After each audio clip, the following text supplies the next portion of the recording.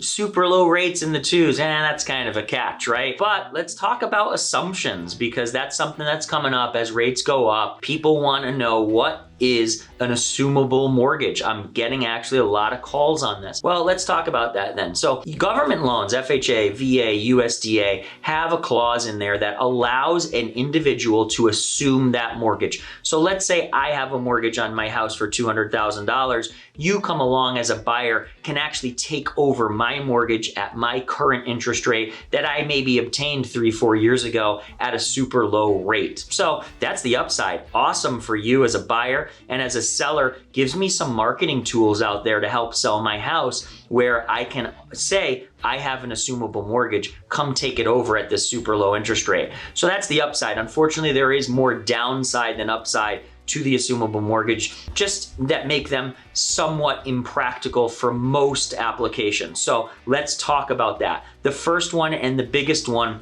is probably the equity issue. If I have that house that I bought 4 or 5 years ago, and I have a $200,000 mortgage on that house, well, that house is now worth, say, $400,000, and you're gonna buy it from me for $400,000. If you assume my $200,000 mortgage, well, you still have to make up the difference.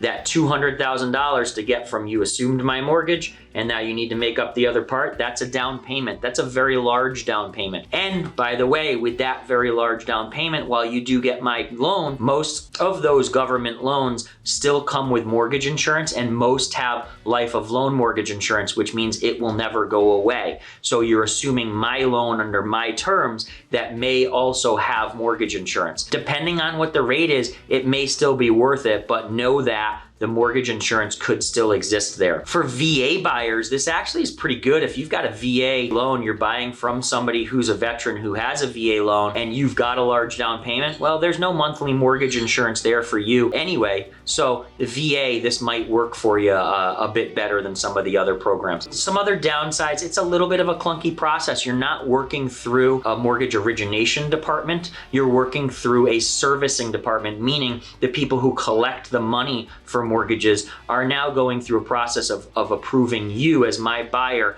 to assume my loan, because you still have to qualify. And by the way, qualification numbers are more difficult when you're assuming a mortgage. They're more strict than when you're getting a brand new mortgage. As crazy as that sounds, you are going to have stricter guidelines to assume my super low rate than you would if you were to get a brand new mortgage at a higher rate with a higher payment.